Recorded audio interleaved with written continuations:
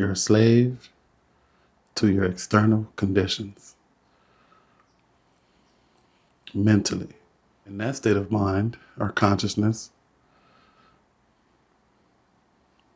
your surroundings determine your inner state, which should be false, but it's normal for most people. Do I have to, again, suffer my mind because of my external condition? Do I really have to do that? Ask yourself. There's only one way to not be a slave to your mind. You have to actually notice that the mind can take over and cause anger, frustration, diminishment, anxiety, stress. If I didn't say that already, the moment you begin to notice this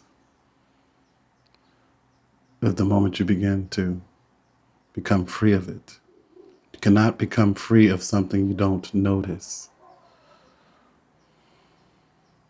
So, for example,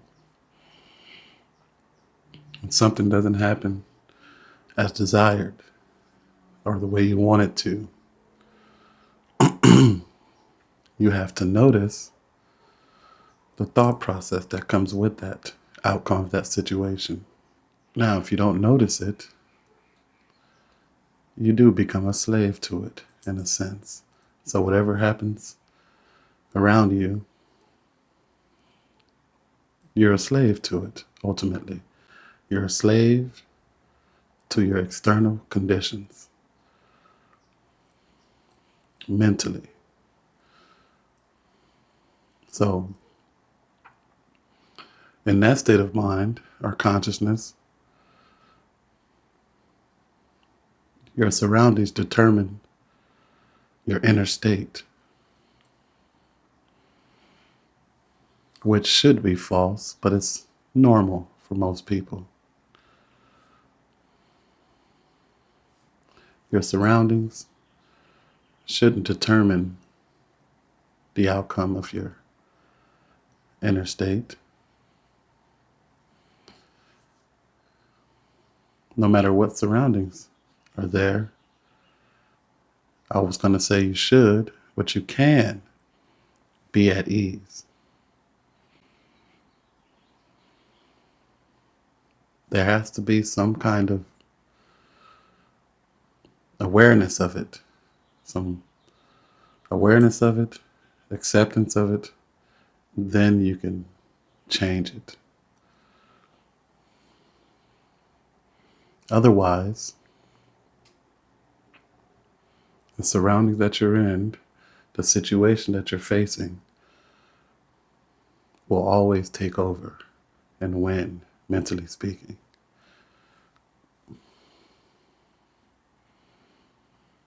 And you'll continue looking for peace out here.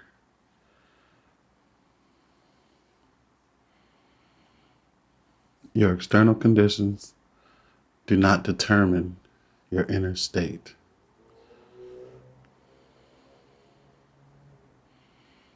They don't have to, at least, but for most people, that's how it is. One of my famous quotes, you go outside and your car is gone.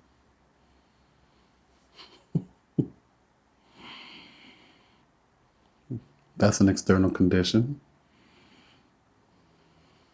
Should you be a slave to your mind and those thoughts that come with that external condition?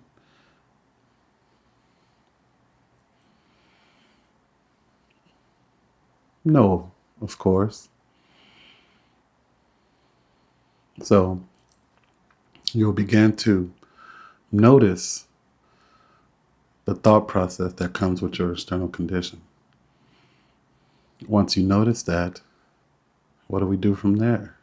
Okay, I noticed the negative thought that comes with this external situation or condition. I noticed the thoughts about the external condition. What do I do from there? There is where you courageously take charge of your thought process, which may have to do with a little reconstructing of your thought process. Asking yourself questions. Do I have to, again, suffer my mind because of my external condition? Do I really have to do that? Ask yourself.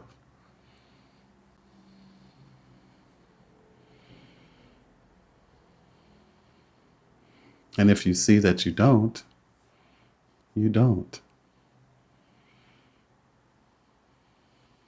If you can't see that you don't yet, a little more suffering may be needed, because suffering takes us into awareness or awakening from that mental structure that is determined by your external condition.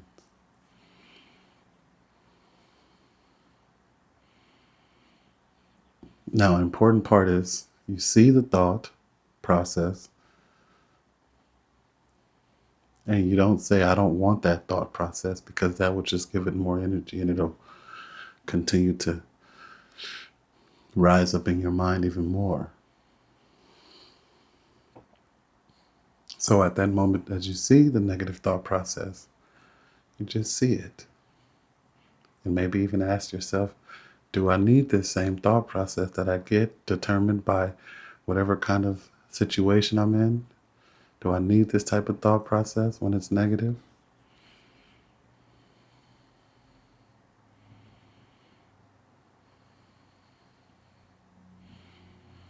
You don't need it.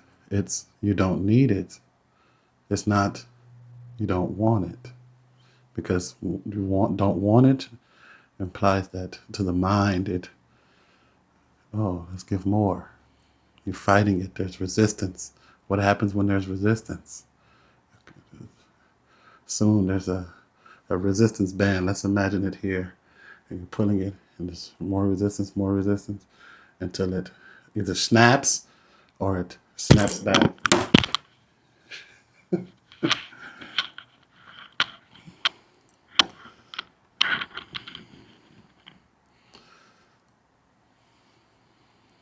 So, don't need it and don't want it. Two very different aspects of awareness.